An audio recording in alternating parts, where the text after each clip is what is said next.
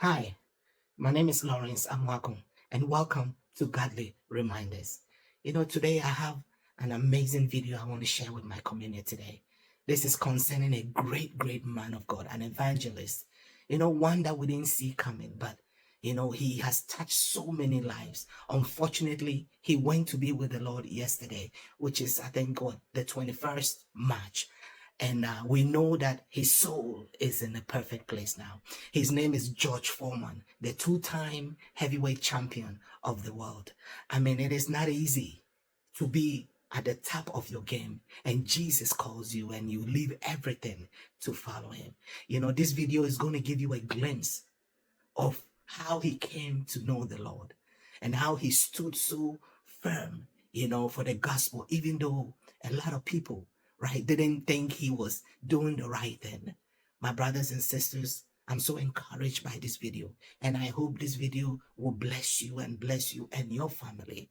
I thank you guys for this time and enjoy this video, and I'll catch up with you guys soon. Make it a great one. And God loves you. God loves you and loves you even more. I'll talk to you guys soon. Bye for now. The champion at that time was Muhammad Ali. He had to face me if I won this elimination bout. And I went 12 rounds. I was pretty content, sad that I lost the decision, but I truly felt like I won. I went back to the dressing room to cool off, and that's where life changed. I walked back and forward for the first time trying to cool off, and thoughts. You don't have to worry about that boxing match. You're still George Foreman. You can go to your ranch. You got money. You got TV shows. You can go to your ranch and retire and die. And I never could lose that thought. You're gonna die. You're gonna die. And in a dirty old dressing room, when I had all these wonderful homes, I was about to die. And I heard a voice within me say, "You believe in God. Why are you scared to die?" And I was afraid. I was scared. I tried to walk back and forward, shake it off, but it wouldn't go off. And I realized it was God talking with me. And I didn't believe in religion. I thought that was for, you got to be a sissy. Everybody who had taken up religion in those days had lost a wife, a husband, a boxing match, and they were carrying their Bibles as a baby. And I wasn't going to go and take on religion, but I tried to make a deal in that dressing room. I said, I'm still George Foreman, and everyone is looking at me. Right within my thoughts, I can still box and give money to charity and for cancer. And I heard a voice say, I don't want your money, I want you. And I remember tears. First time I'd heard anyone turn down money, number one. So there I was, I'd lost the fight of my life. My leg gave out on me. And I looked around the room and told everybody, hey, y'all, I'm fixing, before I could say another word, I was out of this life in a big dog dump yard of nothingness. Over my head, under my feet, there was nothing. And I got mad because, everyone else had pets of Dobermans. I had lions and tigers. I was tough. I said, I don't care if this is death. I still believe there's a God. When I said that, I was snatched out of nothingness, alive in the dressing room, blood flowing through my face. But then I saw blood flowing, coming down my forehead, and I hadn't been cut from the match, and on my hand. And I started screaming. I haven't stopped to this day. Jesus Christ is coming alive in me. That's what happened to me in that dressing room. How did people respond when you started talking about Jesus? Most everybody, I was ashamed of it myself. I was champion of the world, and people are going to say, he must be scared to fight. He's coming up with an excuse. Even my parents thought I had lost my mind. And I thought I had lost my mind too, but you never forget the smell of death. Yeah, of course. It's like a horrible smell. Even when I'm speaking with you, I don't want to think of that. To be nothing, there was hopelessness. That's all I had in this dark place. I was given a chance to live again. A lot of people thought I was crazy to walk away from boxing because I was at the height of my career, but I walked away because I didn't know what else to do. For 10 years, I didn't make a fist. I just preached, was ordained in the 70s, and went on to become a full-time preacher and stayed there until 87. Let's talk about that preaching career. Tell us how that's developed. Well, I'm an evangelist, and I know I'm an evangelist, and I know exactly what my calling is. And people ask me, what is your calling? I said, just to be myself.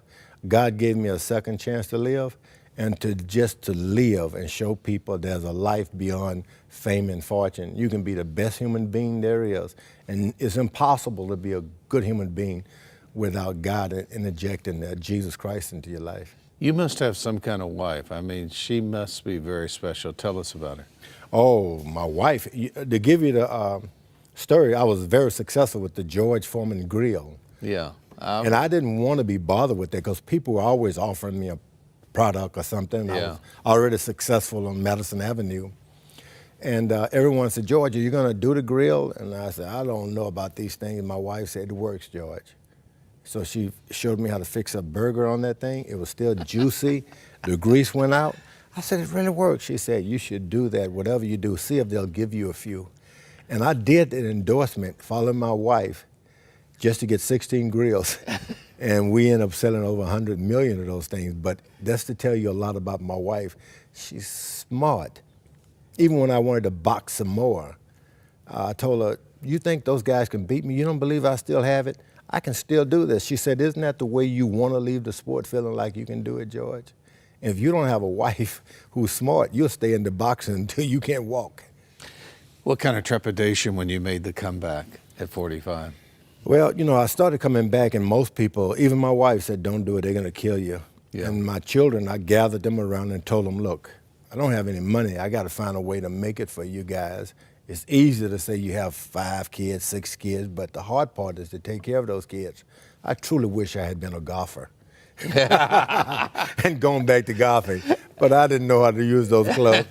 I tried, but I couldn't get it. Yeah. So I went back to boxing, and everyone laughed at me. It was a big joke. It really was a joke, and I kept laughing too because it truly is a joke, but a wonderful thing to have a profession that you can stay off 10 years and come back, regain yourself, and be champion of the world. Then people start to jump on board and say, maybe he can do it, especially after you've done it. Give us your take on some of the famous boxers. What's their strengths? You know, I look back even in past days to the great Joe Louis. Evidently, he was the most well-trained athlete ever. You get in the ring and do the same thing over and over. He was champion of the world for over a decade. And Archie Moore was light heavyweight champ of the world. And that's one in this area here, George Chavello. Yeah. He didn't make it to be champ of the world, but he was the toughest chin I ever faced in my life. I was so afraid of him that I wouldn't win the match. And they stopped the fight, and he was looking like, I had him, and I was looking like, he had me. But it goes back to, there are a lot of great champions I've faced. Joe Frazier, the great Muhammad Ali, probably one of the greatest human beings I've ever met in my life. Not the greatest boxer, but the greatest human being. How do you explain, I mean, you physically and mentally are so sharp, and boxing, you know, it's a tremendous toll it takes on the physical body. How do you explain it? You know, I was just happy to have that sport, and I never looked on boxing as something to play with. And the years I dedicated myself to boxing, I didn't drink or smoke cigarettes or anything. I tried to eat right, but the occasional banana split didn't hurt anything. But basically, my second time around, if I tell you I did anything, I'd be lying. God did it.